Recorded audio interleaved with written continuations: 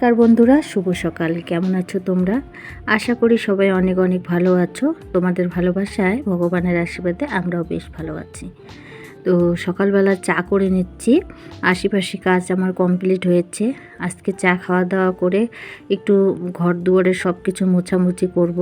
কারণ আমাদের পাশের বাড়িতেও কাজ হচ্ছে, জায়ের বাড়িতেও কাজ হচ্ছে। এত ধুলো পড়ছে কি আর বলবো। আর তার মধ্যে আমাদের ঘরে সারাক্ষণ জানালা দরজা খোলা রাখতে হয়, না হলে ঘরগুলো অন্ধকার লাগে। আর আমাদের তো অভ্যাস নেই জানালা দরজা বন্ধ রাখা, তো এর জন্য না সব ধুলোবালি যেন আমার ঘরেই পড়েছে, সবার ঘরে পড়েছে।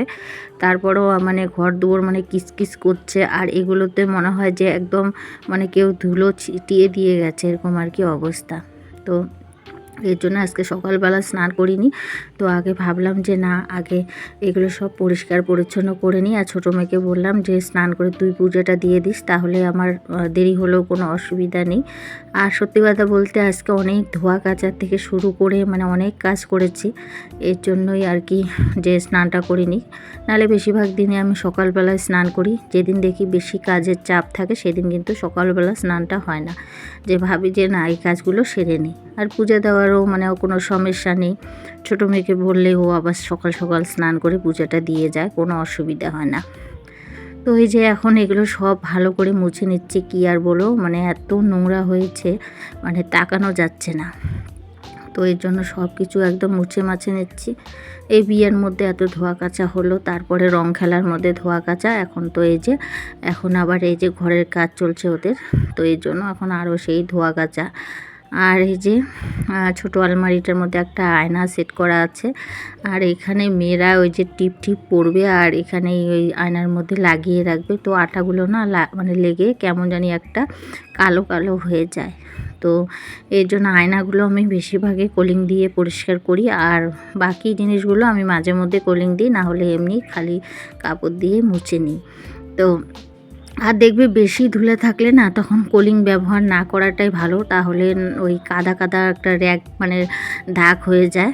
আর যেহেতু এত মানে মানে ধুলা আর নোংরা কি বলবো তোমাদেরকে, এই জন্য না কোলিংটা ব্যবহার করছি না। ওই আয়নাটা পরিষ্কার করার সময় শুধু ওই মানে কোলিংটা ব্যবহার করছি, না হলে কিন্তু করছি না। এই মানে এই আয়নাটা আর ড্রেসিং টেবিলের আয়নাটার মধ্যেই আর কি ব্যবহার করেছি, আর তাছাড়া করছি না। ওদের ঘর দুয়ারের কাজ শেষ হয়ে যাবে, তারপরে আমি কোলিং দিয়ে ভালো করে পরিষ্কার করব। কারণ কোলিং দিয়ে পরিষ্কার করা মানে জিনিসগুলো যেন পরিষ্কার থাকে, সেই জায়গায় যদি কোলিং ব্যবহার করা হয় তাহলে খুব ভালো পরিষ্কার হয়। আর যদি বেশি ধুলে থাকে তাহলে কোলিং দিয়ে ব্যবহার করেও কোনো লাভ নেই। ওইদিকে শোকেস ছোটো আলমারিটা মোছা হয়ে গেল, আর এখন এই যে গডরেজটা মুছে নিচ্ছি, আর ড্রেসিং টেবিলটা মুছে নিব, জানালা দরজা সবই মুছে নিব। ওই মুছে নিয়ে তারপরে আর কি দুপুরবেলা রান্নাবান্নাগুলো করব। তো এদিকে ছোটো মেয়ে কিন্তু পড়াশোনা করছে, আর আমি এদিকে এগুলো সব পরিষ্কার পরিচ্ছন্ন করে নিয়েছি। চা খাওয়া দাওয়ার পরে তো ওরা পড়তে বসে। তো আমি যেহেতু আজকে সকাল সকাল চা করেছি, এই জন্য আমি এদিকে কাজগুলো করছি। আমার ছেলেমেয়েরা কিন্তু বিছানার উপরে পড়ছে। তো এই যে এখন সব কিছু মুছে মাছে নিয়ে তারপরে দরজাগুলো মুছবো। আর দরজাগুলো সেই নোংরা হয়েছে, মানে তাকানো যাচ্ছে না, কি আর বলবো তোমাদের, মানে এত ধুলো। আর আমি যখন আর কি মানে ফাঁকা থাকি তখন যদি মানে কোনো কোনায় বা কোনো জায়গায় ধুলো দেখি, সেটাকে মানে পরিষ্কার না করা পর্যন্ত যেন শান্তি লাগে না। তো সব সময় তো হয়ে ওঠে না। তো যেহেতু ভিডিওর কাজ থাকে, বাড়িতে গরু ছাগল কম বেশি আছে, সেগুলো করতে করতে না এনার্জি পাই না, তখন হয়তো একটু নোংরা টোংরা হয়ে যায়। তাও আমার ছোটো মেয়ে অনেক ভালো, অনেক কাজ আমার করে দেয়, কী আর বলবো তোমাদেরকে। এখন তো প্রায় 2 বেলা ও ঘর মুছে দিচ্ছে আমার, কি বলবো তোমাদের, মানে এতটা ও কাজ করে। আর ও কাজ করে জন্য আমি অনেকটা সুবিধা পাই, আর ডেইলি হয়তো ভিডিও করার সুযোগটাও পাই, কারণ মেয়েটা আমার অনেক হাতে হাতে কাজ করে। তো এদিকে কিন্তু আমি সমস্ত জানালা দরজা মুছে নিয়েছি, সেগুলো আর ভিডিও করিনি। একবারে এই যে সন্ধ্যাবেলা তোমাদের সঙ্গে দেখা হচ্ছে। সন্ধ্যা বলতে ওই এখন রাত আর 8:30 কি 8টা বাজে এরকম মানে হবে আর কি। চা খাওয়া দাওয়া করে নিয়েছি সন্ধ্যাবেলায়, তো তখন আর বাসনগুলো মাজা হয়নি। তো এখন রান্না করব, তো বাসনটা ধুইয়ে নিয়ে আসলাম, তারপরে এখন রান্না করব। দুপুরবেলা আজকে সেরকম কিছু রান্না করা হয় নাই, ডাল, পাঁপড় ভাজা আর আলু সিদ্ধ করেছিলাম। তো সেটার আর কোনো ভিডিও ক্লিপ নেওয়া হয়নি। ওই যে বললাম আজকে অনেক কাজ ছিল আর ধোয়া কাচাও অনেক ছিল, এর জন্য আর ভিডিও বানাইনি। আর ভিডিও বানাতে গেলে দেখবে কাজের তো অনেক গন্ডগোল হয়ে যায়, তো এর জন্য আর সেটা আর করিনি। তো ভাবলাম যে থাক, রাত্রিবেলা এখন ভিডিও শ্যুট করে রাখবো। তো ওই যে এখন আর কি ডিমগুলো আর কি আমি সিদ্ধ বসাচ্ছি, ডিম আর কি রান্না করব। আর দুপুরবেলা আমি আলু সিদ্ধ বানিয়েছিলাম, তো তারই কিছু আর কি আলু রেখে দিয়েছি যে রাত্রিবেলা একটু ডিম রান্না করব, যেহেতু দুপুরবেলা ডাল আর আলু সিদ্ধ আর হলো পাঁপড় ভাজা খেয়েছি, একটু রাত্রিবেলা ডিম বানাবো। তো ওই জন্য না কয়েকটা আলু সিদ্ধ আমি গোটায় রেখে দিয়েছি। তো বড়মশাইকে বললাম রাত্রিবেলা সন্ধ্যাবেলা আর কি বললাম যে ডিম নিয়ে আসো, আলু সিদ্ধ করা আছে, তা ডিম আনলে একটু আলু দিয়ে তরকারি বানালে হয়ে যাবে, আর রাত্রিবেলা একটু হলেই হয়ে যাবে, শুধু এক তরকারি ভাত। আর রাত্রিবেলা তো সেরকম কিছু না হলেও চলে। আর আমার ছেলে মেয়ে তো সবজি খেতেই চায় না, সবজি যদি বানাই ওই আমরা দুইজনেই খাই, তো এরকম হলো অবস্থা। তো এই তো এখন পেঁয়াজ লঙ্কা সব কেটে নিচ্ছি, বাটাবাটি করতে ইচ্ছে করছে না শিলনোড়ায়। আর আমার যেহেতু মিক্সার মেশিন নেই, এর জন্য কিন্তু আমার শিলনোড়ায় বাটতে হয়। আর শিলনোড়ায় বাটলার তরকারিটাও কিন্তু খুব স্বাদ হয়, যদিও পরিশ্রম একটু হয় কিন্তু স্বাদ কিন্তু খুব হয়। তো এই যে পেঁয়াজ দুইটা অল্প একটু মশলা দিয়ে আর কি করব, পাতলা করে, বেশি মশলা দিব না।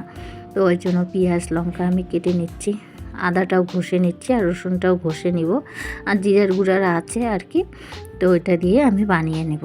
আর এতক্ষণ থেকে যে সকল বন্ধুরা আমার ভিডিওটা দেখছো, ভিডিওটা যদি তোমাদের ভালো লাগে প্লিজ একটি লাইক করে দিও।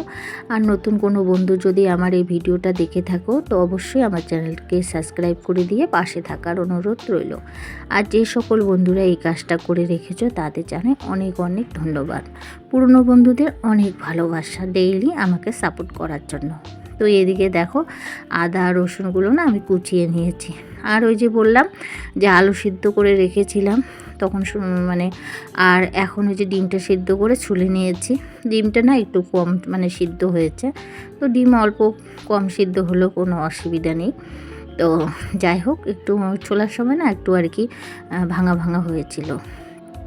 তো এই যে এখন তেল দিয়ে দিলাম, আর এখন লবণ হলুদ একটু দিয়ে এই যে এখন ভালো করে কড়া করে ভেজে নিব, বেশি কড়াও না আর বেশি আর কি নরমও না, এরকমভাবে আর কি বানিয়ে দেবো। বেশি কড়া করলে আবার একটু চোবা চোবা লাগে, তো চারিদিকটা একটু লাল লাল থাকবে যেন শক্ত না হয়, এর জন্য কিন্তু ভালোভাবে নেড়ে নেড়ে একটু লাল লাল করে নিচ্ছি।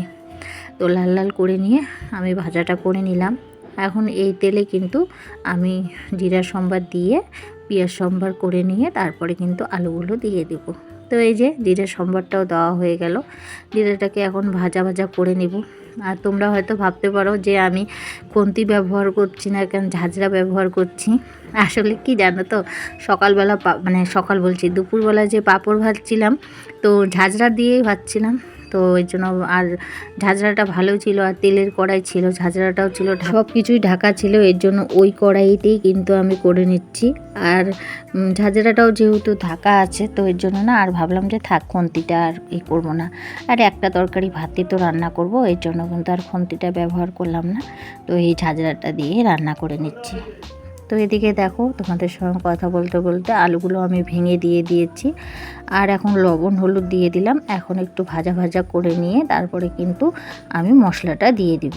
তো ভাজা ভাজা করতে থাকি, ততক্ষণ পর্যন্ত দেখতে থাকো।